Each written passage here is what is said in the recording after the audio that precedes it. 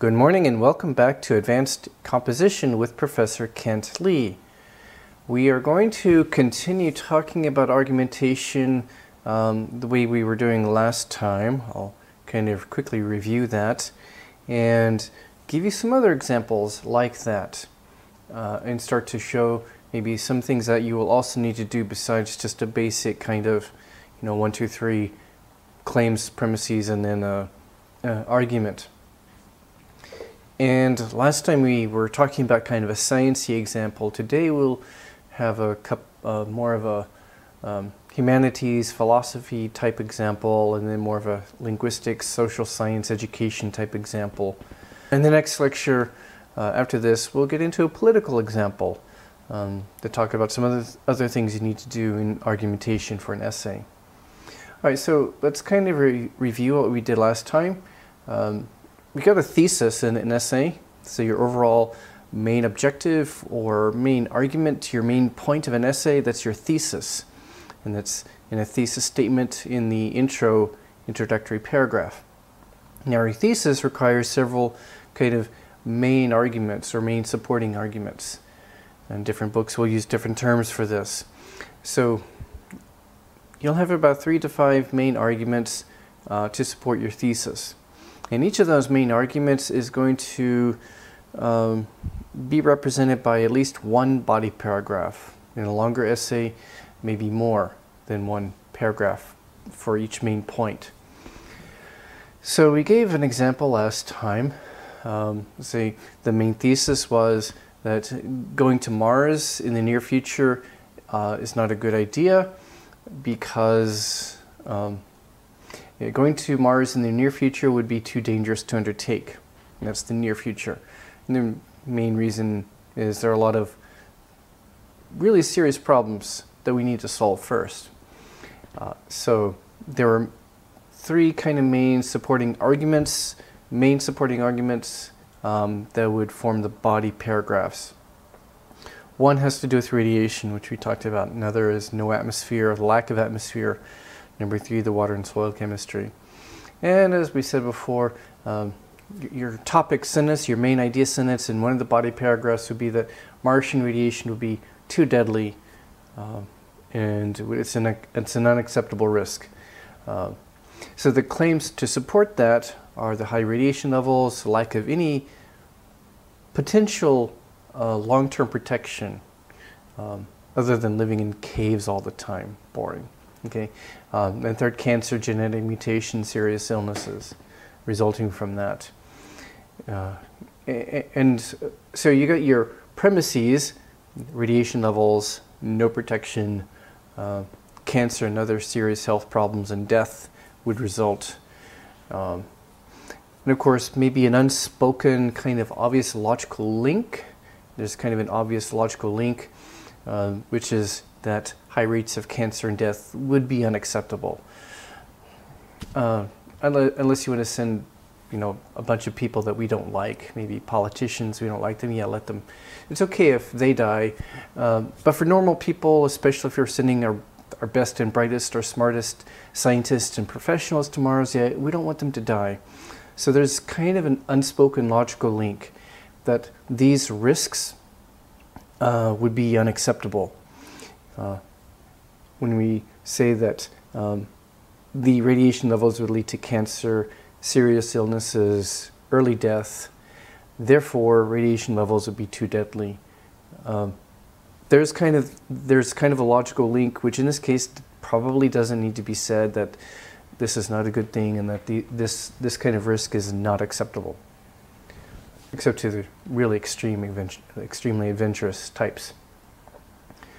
So we talked about that. That's kind of the logical order. And again, you could have your main idea stated first, that radiation levels would be deadly and pose an unacceptable risk. And then your claims to support that are radiation levels, no protection, cancer, death, all that stuff. Or you could view it this way: premises or claims, radiation levels, radiation levels, cancer, illness, death. Therefore, your kind of conclusion to just that part within the paragraph. Your conclusion to this set of premises is radiation levels would be deadly and unacceptable.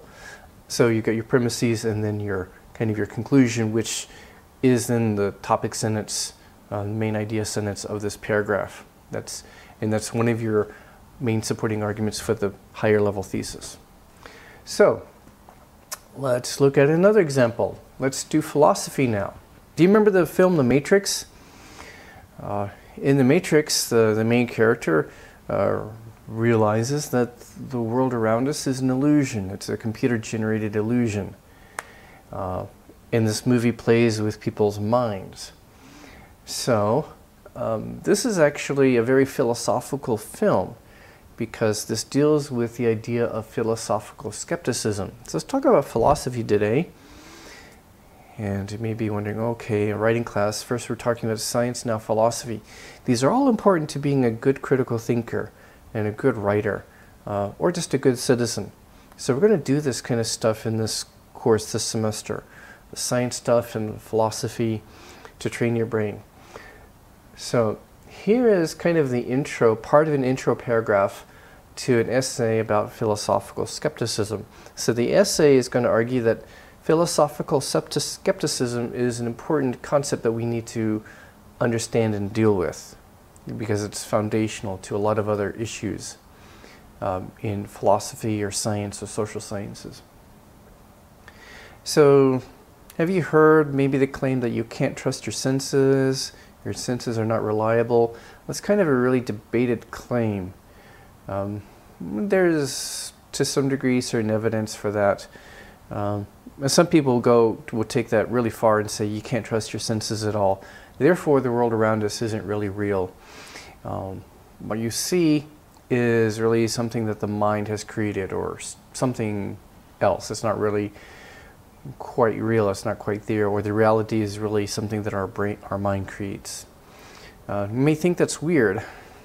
I sure did when I first encountered this, when I took a philosophy class in college. And not many people in philosophy really believe this, although I had a philosophy professor who really did. He was really weird.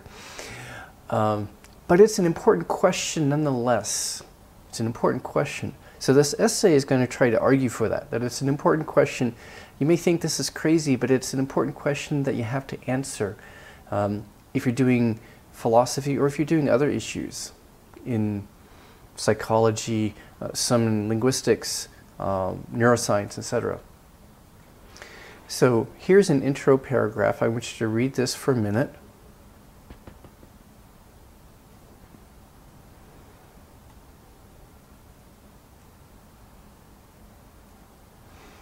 Here's the second part of the intro paragraph.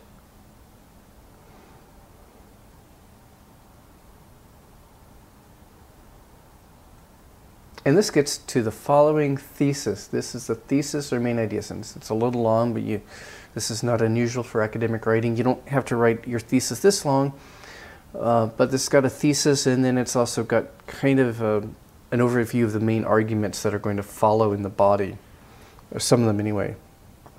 This is a difficult but important question that we must work through because how we answer this affects how we deal with other important questions in philosophy, psychology, and neuroscience regarding consciousness, morality, and many other questions.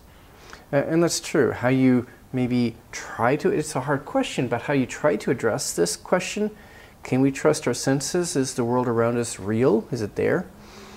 It seems like a crazy question, but it's an important question that you need to deal with in order to answer other important questions. And we'll see some examples. Now here's an alternate introduction.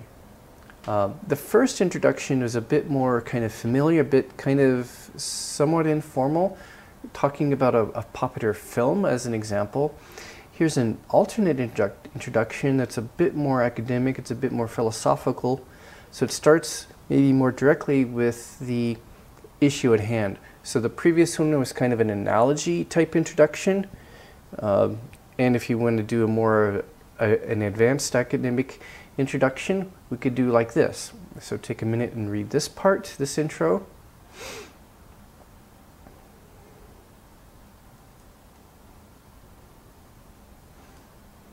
And then you get to your topic sentence. Here's the topic sentence again after a different introduction. So I gave you two different introductions, same topic sentence, they lead to the same topic sentence. The second introduction is a bit more formal and academic. Let me now take you through some parts of this essay, and I'll play with your mind. One of the body paragraphs is going to deal with linguistics issues, semantics, the study of word meaning, semantics. So here is part of a body paragraph, and it's going to start to develop one of the supporting arguments of this essay. The essay is trying to make a case. This is an important issue that you need to think through and try to deal with. So take a minute and read this.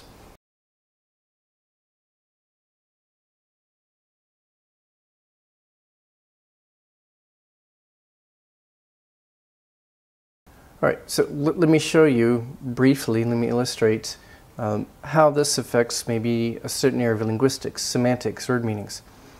What color is this? Yeah, this is red. And this is also red. This is sort of red, maybe sort of a deep pink something. Not quite red. Okay. Are you seeing the very same red that I'm seeing? How could I explain to you what red is if if I'm trying to explain to an alien from a different planet what red is? How would I describe it? How would you describe red to an alien? Well, it's in between orange and yellow. Well, what's orange and yellow? How can you define red? Is there any way of defining red without using any synonyms or saying it's in between this and that, or it's kind of not that? It's like this but darker or lighter. You're going to refer to other colors. It's in between this color and that color. It's like that color but it's much darker. Okay, it's like this color but it's darker. Or it's like that color but it's lighter. Well, what's that color? How do you define that color? You can't really define colors in absolute terms. I know this is red, you know this is red, but do we see red the same way? Can we be sure that we see red the same way? We can't be sure. We assume so, and there's good reason to believe so. We know that our brains and our eyes work similarly, and our brains probably interpret the signals from your eyes pretty similarly, but we can't be totally sure. You could define it in terms of like the wavelength in physics, the certain wavelength of the light that we're seeing, but even then, how are our brains perceiving it? Are our brains perceiving it the same way? We can't be sure. So this is an example of qualia. If I feel happy, can I communicate happy how I feel to you in absolute terms without using synonyms or other emotion words? No, I can't. It's a qualia. So philosophers call this qualia, and this is kind of an issue in the theory of semantics, word meaning. So you're going to get a little linguistics and philosophy today. So this is kind of an old problem in philosophy. So we can agree on what red is, but we can't be sure if we're seeing the same red. And that's kind of a problem for semantics. So let's sketch this out in maybe kind of an outline format. We're trying to show that skepticism is an important issue, and here we're saying it's an important issue for linguistics, especially if you like theoretical linguistics, semantics, some theories of what words mean and how we understand and interpret meaning of words. Well, a problem for this is there are perceptions like red or happy or sad that we cannot define or communicate directly in absolute terms without referring to synonyms, for example. So therefore, we cannot be sure that we see the same world and the same reality. Therefore, we can't trust our senses. Well, or we can't be sure that we can trust our senses.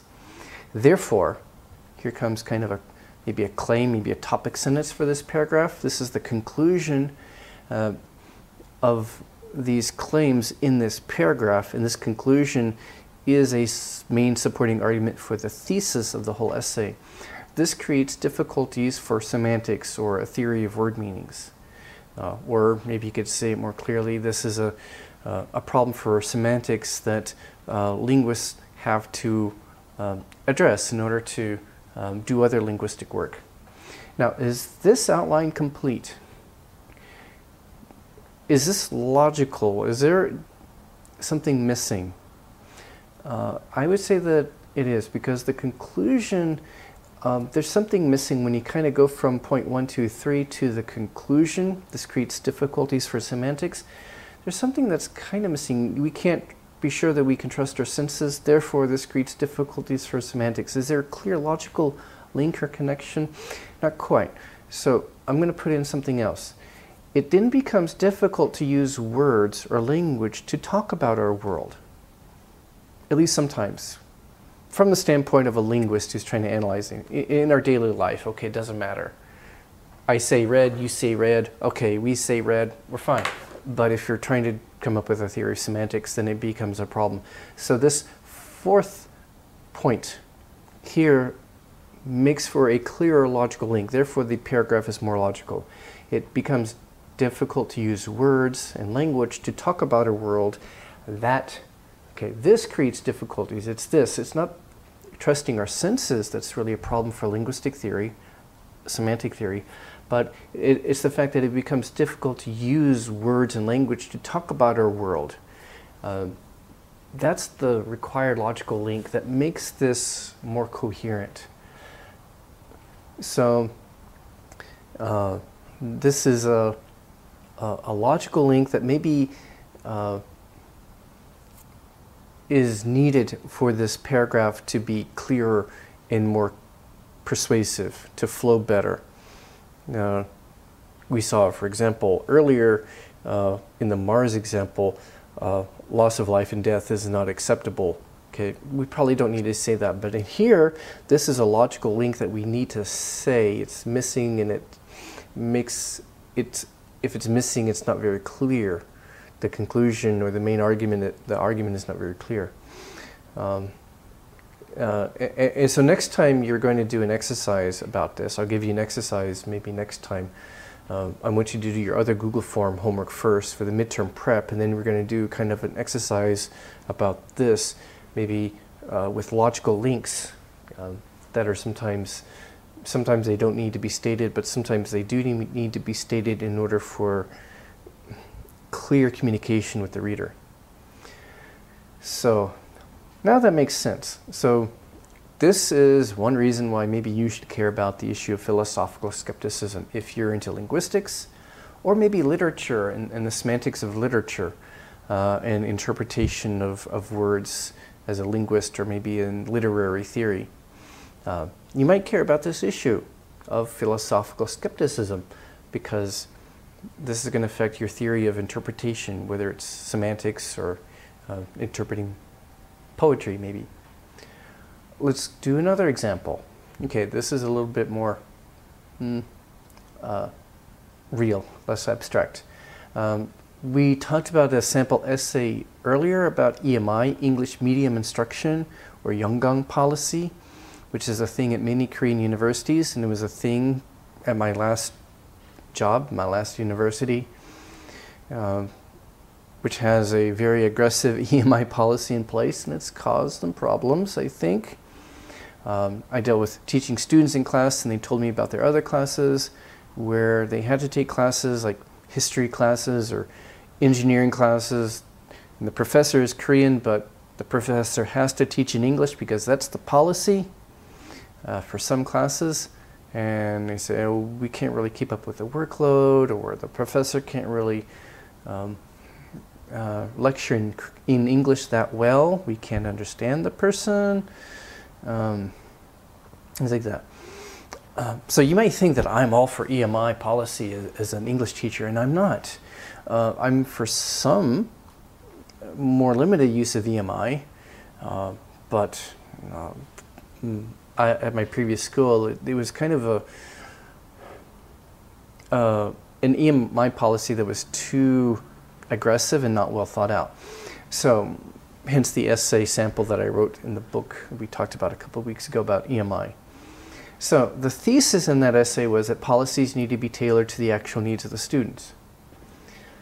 Here we're talking about university students in Korean universities. And then the main points, kind of the supporting arguments in each of these is at least one paragraph in the body. English is not a language of daily use for these students. Other languages are also important and necessary for their future, maybe. Some might need Chinese, some might need Spanish, Japanese and such. The English skills they need will vary greatly according to their future studies or careers. And then the fourth one was about motivational issues. And that paragraph was a little weak. So let's look at the third supporting argument, the third main argument about English skills. Let's expand this into a paragraph with the following outlines. So the claim, the argument is the English skills they need will vary greatly according to their future studies or careers. And here are some claims or premises that back that up and lead to this kind of argument, this claim, or this conclusion that the English skills they need will vary greatly according to their future studies or careers. Some will need advanced academic English skills, reading, writing, and speaking, like if they're going to do PhD or research jobs, definitely, or maybe international business. Some will need strong oral communication skills, especially in business people. Some will need less advanced reading and writing skills. Some will just need to read some English stuff on the job occasionally. Some might require only occasional or rare use of English. 1, 2, 3, 4, 5. Do all of these support these points, 1, 2, 3, 4, 5, lead clearly to the conclusion or the argument that the English skills they need will vary greatly according to their future studies or careers? It seems so. But let's make it a little stronger. Let's put in another logical link. 1, 2, 3, 4, 5. Thus, their education needs, how they're taught English and how much English, what kind of English they are taught. Their education needs, their English education and training, their education needs to reflect their likely English requirements in the future. What kind of English and how much English do they need or require in the future? Then, the English skills they need will vary greatly according to their future studies or careers. So those two sentences together provide a better logical link. That would actually be a better conclusion. Their education needs should reflect their likely English requirements. That actually would be a better conclusion than just the English skills they need will vary greatly. Because in terms of the thesis about English education, that's going to be a better conclusion. So we're going to change that around and make that a little more, make the order a little clearer, more specific, more logical. Their education should reflect their likely English needs or requirements. That's a better conclusion. That's actually a more logical conclusion. So a good conclusion was kind of missing, so we filled it in with a better conclusion. And that would be a better topic sentence, and a better main argument than for the thesis, the overall thesis about this essay. Some of this is not in my book, so you need to follow along. The next lecture, I'm going to refer to the book, so you need to get the PDF link that I provided to the academic writing manual, my course book. I provided that a while ago. So find that link in the LMS, well, you should have downloaded it by now, because we used it before, the full-length book. And so get that out, get that ready before the next lecture. See you soon.